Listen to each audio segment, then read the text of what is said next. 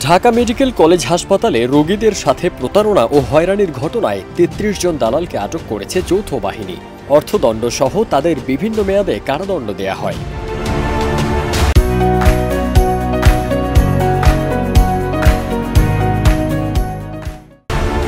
৬ March দুপুরে জাতীয় গোয়েন্দা সংস্থা এনএসআই এর গোপন তথ্য ও নজরদারিতে এই যৌথ অভিযান পরিচালিত হয়।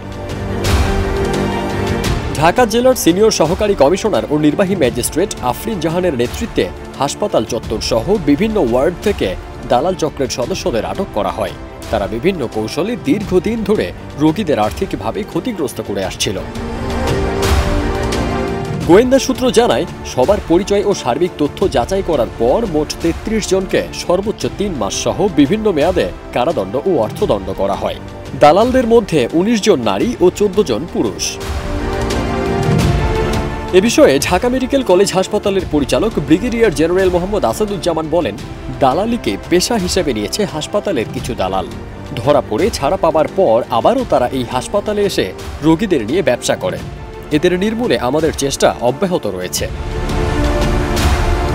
সাংবাদিকদের এক প্রশ্নের জবাবে হাসপাতাল পরিচালক বলেন, দৈনিক মজুরিতে নিয়োগপ্রাপ্ত কয়েকজন ও স্থায়ী ২-১ জন সহ কয়েকজন সরকারি কর্মচারী জড়িত।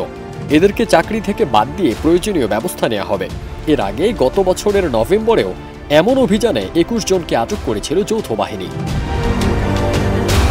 ফারদিন সানি, দেশ রূপান্তর।